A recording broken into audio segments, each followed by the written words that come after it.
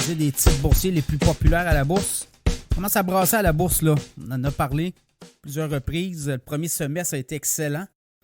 Et là, depuis le début juillet, séances négatives, plusieurs séances négatives. Alors, est-ce qu'on va être capable de replacer tout ça? Évidemment, on l'avait dit, là, tout ce qui monte, à un moment donné, a tendance à redescendre. Et bon, avec la Fed qui veut continuer, Banque du Canada également qui veulent continuer à augmenter leur taux, ça peut peut-être inquiéter des financiers. Mais là, on regarde les titres les plus transigés à la bourse de Toronto dans les dernières heures, évidemment. Les banques, les financières, la Banque TD, Banque Nova Scotia, Shopify. Là, je vous dis que c'est pas tout du vert, là, c'est beaucoup de rouge. Donc, est-ce qu'on prend nos profits? On va se mettre sur les lignes de côté. Certains vont liquider, vont peut-être revenir. Demain, il y a beaucoup de gestion active là, au niveau des gestionnaires de portefeuille.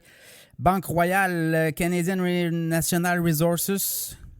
Ensuite de ça, il y a la BMO, Suncor Energy. Donc, c'est du rouge pas mal partout. Enbridge, je regarde Tech Resources, Cenovus, TC Energy. Est-ce que le pétrole va pouvoir rebondir également? Donc, ça va être à suivre du côté canadien. Ce sont les titres les plus transigés aux États-Unis. Bien, il n'y a pas de surprise, là. Tesla demeure un titre aussi qui a beaucoup monté. Et là, on prend nos profits tranquillement. Meta aussi de Facebook, avec le nouveau réseau social Threads, amène beaucoup de peut-être de possibilités là, de nouveaux revenus. Nvidia aussi. Microsoft continue quand même.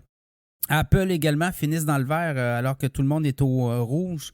Des valeurs sûres également. AMD dans les microprocesseurs. Amazon, Berkshire Hathaway, Google. Rivian aussi qui apparaît. Rivian qui a récemment fait une entente avec Aston Martin aussi. Donc, voyez-vous, Rivian, un joueur à surveiller dans l'électrique. Netflix également. Google, en est parlé. Chevron, Bank of America. Avec les stress tests, les banques ont eu le feu vert là, pour augmenter leurs dividendes et racheter des actions. Donc, les titres des financières, ça peut être intéressant à surveiller. Bank of America, un titre qui est, selon moi, un prix beaucoup plus bas. Bank of America, le plus gros actionnaire de Bank of America est Berkshire Hathaway, Warren Buffett. Donc, pour les États-Unis, c'est un peu les titres les plus transigés. Sinon, au Royaume-Uni, je regarde Shell, très, très populaire, AstraZeneca, Diageo, Unilever, Rio Tinto, Glencore, BP, HSBC, la banque HSBC.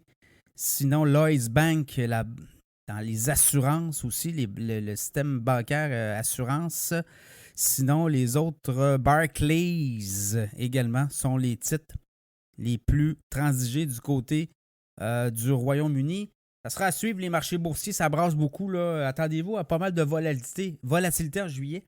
Comme l'impression que les volumes sont moindres et les indices étaient beaucoup menés par les techs, les gros de la tech, là, le big tech. Donc, c'est Apple, un peu Nvidia, Netflix, Amazon, Google, Meta, un peu ça, là, Tesla aussi.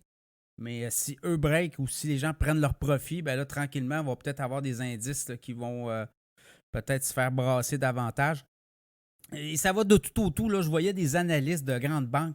Il y en a qui voient le S&P 500 à 4900 d'ici la fin de l'année. Puis à côté, je voyais des gens de la Banque Royale dire non, ça va être 4200, 4100 d'ici la fin de l'année. Donc, voyez-vous, là, ça peut avoir beaucoup de montagnes russes. On ne semble pas vouloir s'entendre. Certains parlent d'un crash imminent.